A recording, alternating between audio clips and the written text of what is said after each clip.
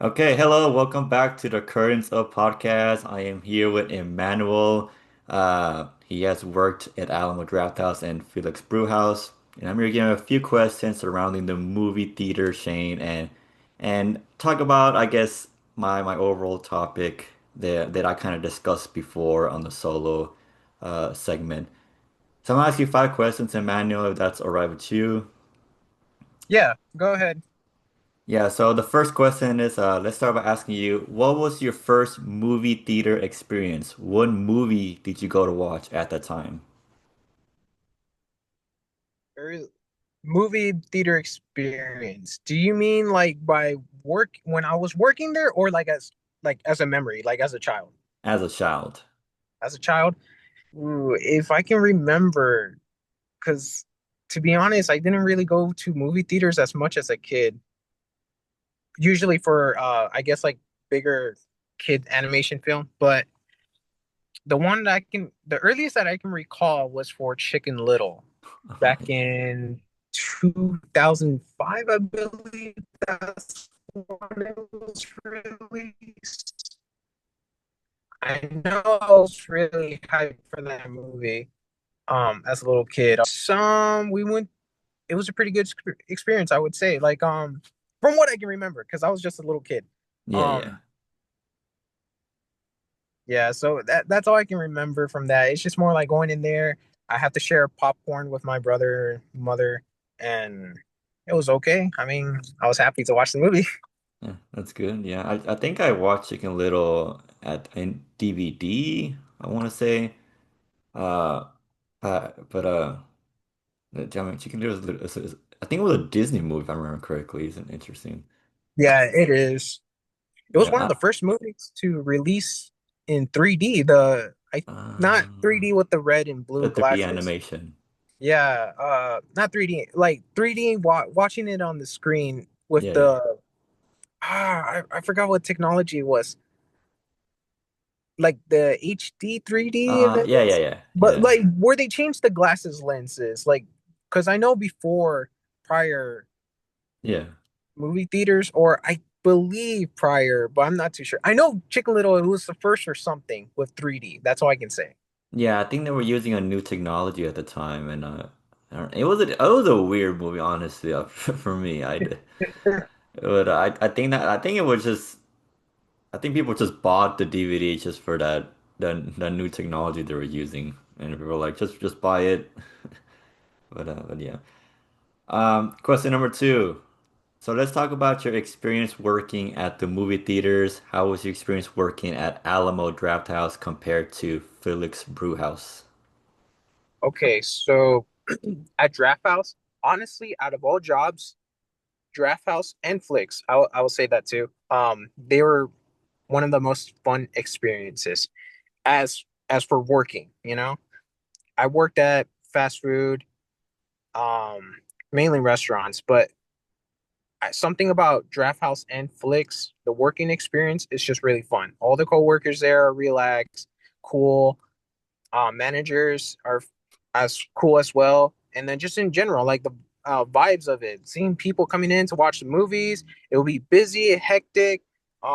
Sure, there's some stressful moments, but I think it's just something about the movie theater, like where you're running in the background, it just makes it more fun. And Mhm. especially like, because my job at Flicks and Draft House, it was more like serving people like food and stuff or giving out drinks. But I was more like, I was mainly trying to get my way to be in the way in the back. I guess like management or where they do the projections and all that. I was more like interested in that. So I guess since I was I guess since I was interested in filming and movies and all that, and I just wanted to know how movie theaters worked. So, but for those two jobs, it was a pretty good experience. Like pretty good.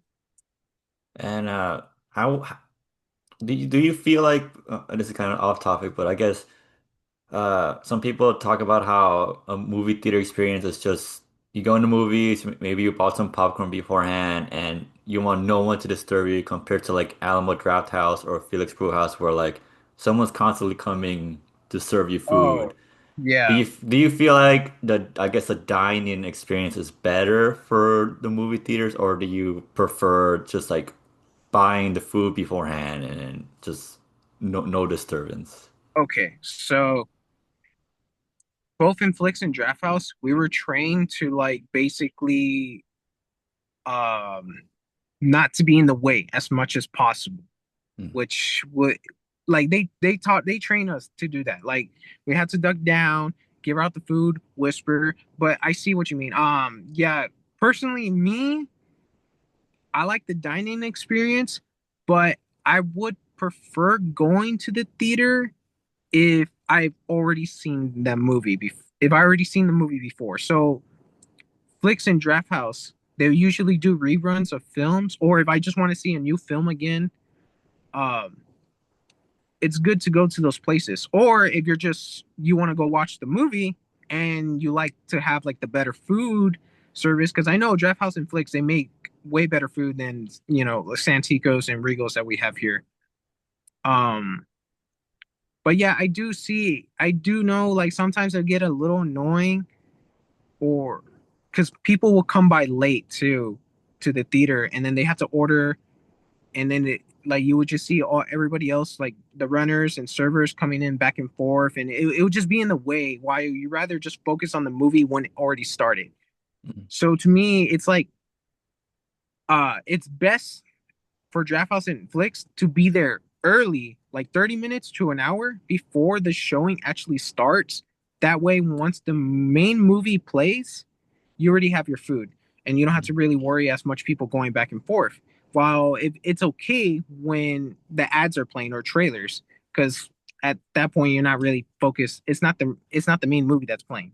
Yeah, good point. Yeah. So question number three. Do you still feel like people are interested in watching movies at the theaters, or do you think digital has taken over? Hmm. I'd rather prefer going to the theaters, to be honest. I know there's a lot of people that would go for digital nowadays, but for me, well, I feel most people now, um, they rather just watch it digital or just wait till the movie comes out streaming.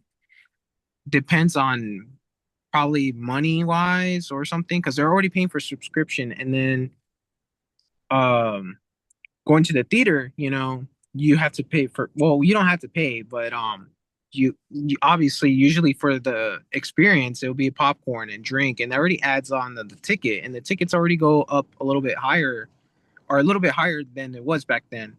Probably like I think they're like $10, I would say, depending on the time you get it at too. Mm, yeah. So I know for me, again, I go to the movie theater. I would love to go to the movie theater, but usually I'm always busy all the time. So usually the movies that I want to go watch, I just can't, and rather wait till it hits streaming. I'm already paying the subscription, so it's just more like I've just wait. But at the same time, I really would go to. I'd rather go to the movie theaters. Mm, good point. Yeah. So question number four. There has been a bunch of filmmakers who argue that people only go to the theaters for Marvel movies and it's killing the movie theater industry. Do you feel like that's true? Why or why not? I'm sorry, can you repeat that question again? Yes, yes. So there's a bunch of filmmakers who argue that people who only go to the movie theaters for Marvel movies. That's all they go for. They don't go for any other movie, and they feel like it's killing the movie theater industry. Do you feel like that's true? Why or why not? I do not think that's true actually. Um, I know Marvel movies are usually eventful to most people. But from working at working at Flix, because at Draft House closed. I was working at Draft House when COVID was starting. Mm, So Flix was a couple years after COVID happened. So, but from what I seen of the movies, it would get passed at Flix. Like there's a lot of people going for there. And it's not just Marvel movies. It will be like um I would say the big ones will be horror movies and kids movies. Mm. Working on at the time will be like I believe Ant-Man and the Lost Quantumania, the third Ant-Man film. Um, I know that it was pretty busy, but then we had other movies that came out during October, like for Halloween, and some kids movies that sales went more better for Ant-Man. So Mm. I would say I disagree on on Marvel movies. People come to movie theaters for Marvel movies. I know there's a lot of more people that would go for any other movies out there. Mm. Okay, that's interesting. And then the final question is, do you feel like movie theaters are dying slowly? We've been seeing reports that Marvel movies are getting less foot traffic in theaters. We even had a report that Fantastic Four First Steps recently managed to break even compared to before they managed to make revenue fairly quickly. Is that connected to the movie theater health, or is it due to a problem at Marvel themselves? Okay, so again, this one, I I don't believe movie theaters are dying slowly. I do not believe that at all. In fact, I think move it's their movie theater foot traffic is going up much higher.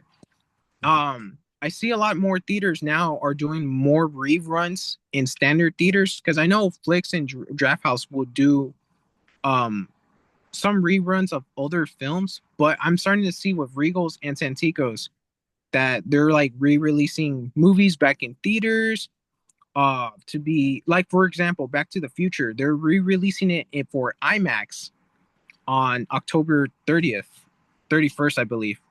I know I will definitely be there to watch it in IMAX. So usually they pull like stuff like that. Or like the last one that I seen on theaters again, like the Spider-Man movies. They brought them back, I believe last year or the beginning of this year.